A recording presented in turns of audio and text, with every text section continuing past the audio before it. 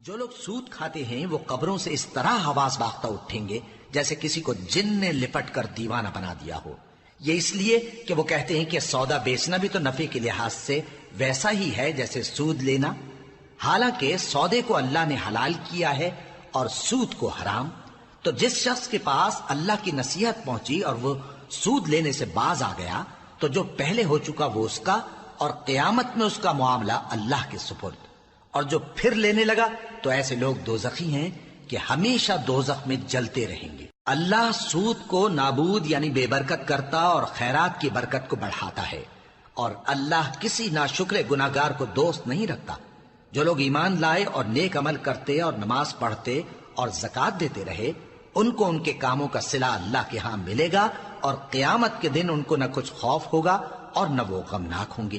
مومنو، اللہ سے ڈرو، اور اگر ایمان رکھتے ہو تو جتنا سود باقی رہ گیا ہے اس کو چھوڑ دو.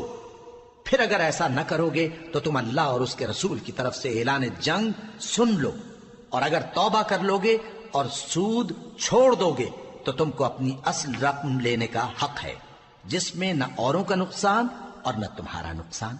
اور اگر قرض لینے والا تنگ دست ہو تو اسے کشائش کے حاصل ہونے تک مہلت دو، اور اگر زر قرض بخش دو تو وہ تمہارے لیے زیادہ اچھا ہے، بشرطے کہ سمجھو.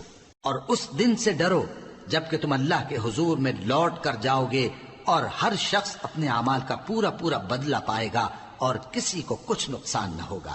مومنو، جب تم آپس میں کسی میعاد معین کے لیے قرض کا معاملہ کرنے لگو تو اس کو لکھ لیا کرو، اور لکھنے والا تم میں کسی کا نقصان نہ کرے بلکہ انصاف سے لکھے. نیز لکھنے والا جیسا اللہ نے اسے سکھایا ہے لکھنے سے انکار بھی نہ کرے اور دستاویز لکھ دے. اور جو شخص قرض لے وہی دستاویز کا مضمون بول کر لکھوائے، اور اللہ سے کہ اس کا مالک ہے خوف کرے، اور زر قرض میں سے کچھ کم نہ لکھوائے. اور اگر قرض لینے والا کم عقل یا ضعیف ہو یا مضمون لکھوانے کی قابلیت نہ رکھتا ہو تو جو اس کا ولی ہو وہ انصاف کے ساتھ مضمون لکھوائے، اور اپنے میں سے 2 مردوں کو ایسے معاملے کے گواہ کر لیا کرو.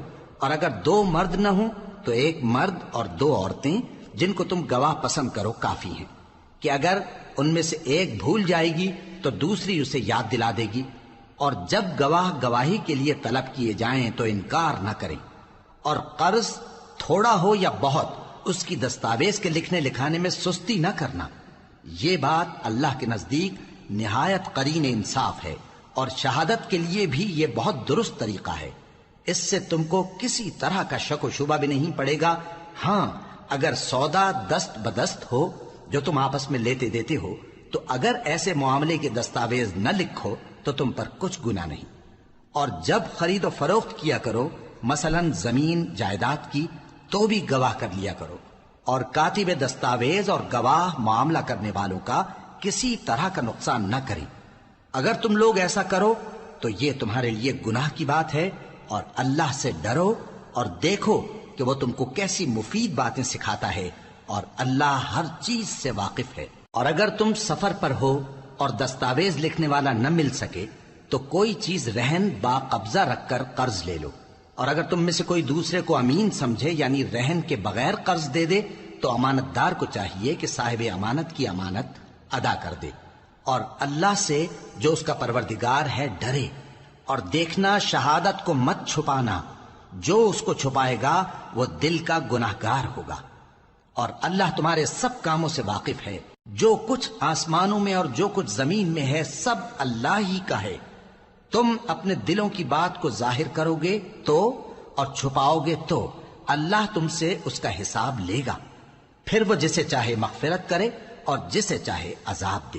اور اللہ ہر چیز پر قادر ہے.